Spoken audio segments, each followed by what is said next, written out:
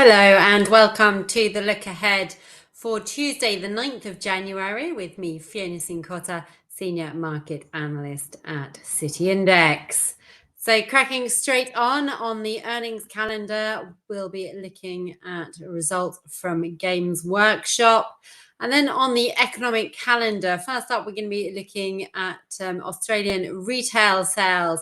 Now, they're actually expected to rise 1.2% after falling 0.2% in the previous month. Now, we have been seeing some signs of the Australian economy just slowing slightly as those interest rate hikes bite.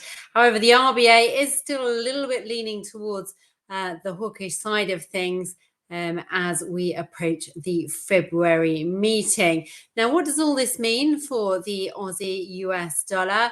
Now, we've seen obviously the Aussie dollar, US dollar, it rallied along with a lot of other currency pairs against the US dollar at the end of last year. But as we've come into 2024, that US dollar strength has been a major story and it has pushed the pair lower. Now it broke down below that 20-day moving average and actually spiked down. We can see there hitting perfectly the trend line, the falling trend line, which dates back to the start of the year. However, it did rebound off that trend line. That long lower wick that we can see there suggests that there was little selling demand at those lower prices. Price has pushed higher. Now, we would need to see it rise above the 20 SMA, which is at 0.6725, in order to extend gains towards that 0.68 level, and then on to 0.6870, which was the December high.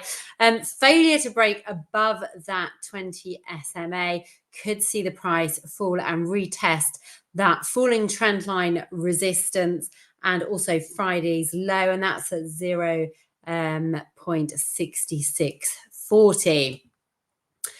Also worth mentioning, actually, that Australian inflation data is also out this week, as well as US inflation data. So there's going to be key drivers for this pair. But just sticking with Tuesday, other items on the economic calendar that we're focusing on, you've got the Japanese Tokyo core inflation. Now, this isn't the Japanese inflation print, it's the Tokyo inflation print, but it tends to be a lead indicator for the Japanese inflation data. We're expected to see that cool slightly to 2.1%, down from 2.3%. Now, this comes at a time where, we've had these rumors and these suggestions, and the market sort of speculating over about whether we will get a hawkish pivot from the Bank of Japan this year.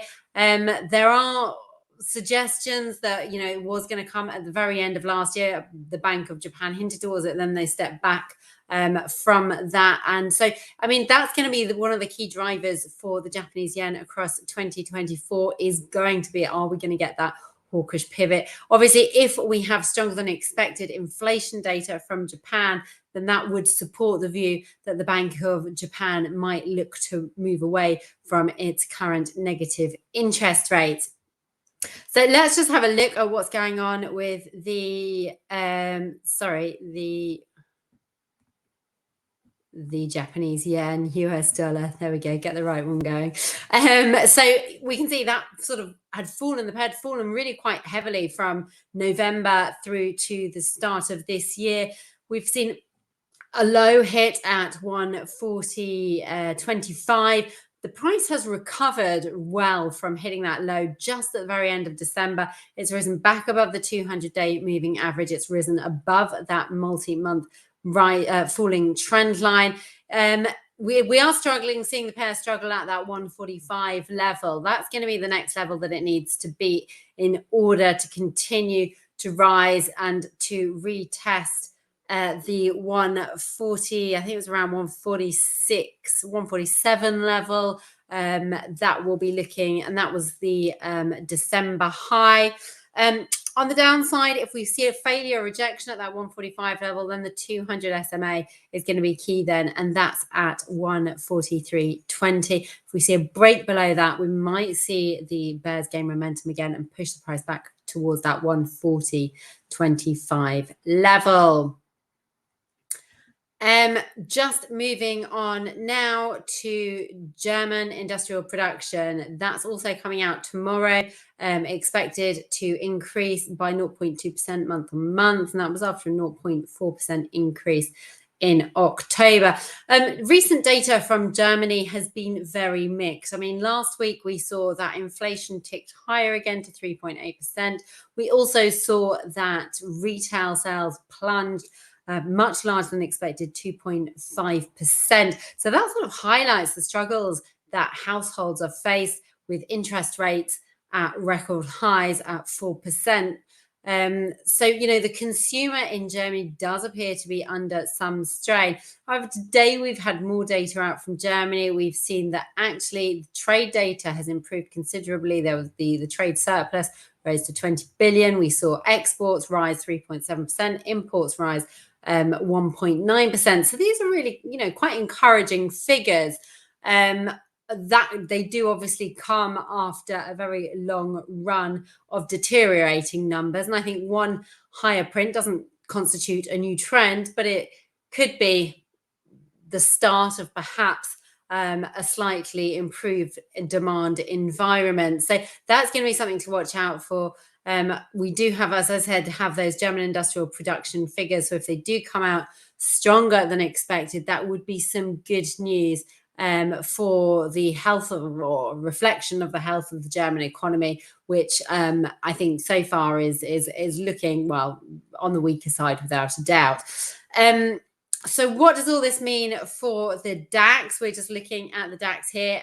The DAX, along with other European stocks and stocks in the US, had a phenomenal rally across the end of last year. But since then, it's been decidedly lackluster. Santa didn't really appear at the end of December, as he usually does, and at the start of January. In fact, we've sort of seen this consolidation phase, if anything, sort of trending a little bit lower. We've seen a rebound. We did see it price fall to 16,440 on Friday. We have seen a little bit of a recovery since then, trying to rise above the 16,600 level. Now that's going to be the 200 SMA. That's what we need to see a rise above. Sorry, the 200 SMA is at the 16,700. If we get a rise above that, then that's going to bring that 17,000 figure back into focus. Failure to get above that number is going to see a retest potentially of that 16,440 level. And if we do see a break below that, that will create a lower low. And that could see bears pick up momentum as they head towards the 16,000 level. So thank you very much for joining me. If you like what you've seen, then please remember to give this video a like. And also, if you would like to receive more videos like this, then don't forget to subscribe. Thanks very much. Catch you tomorrow.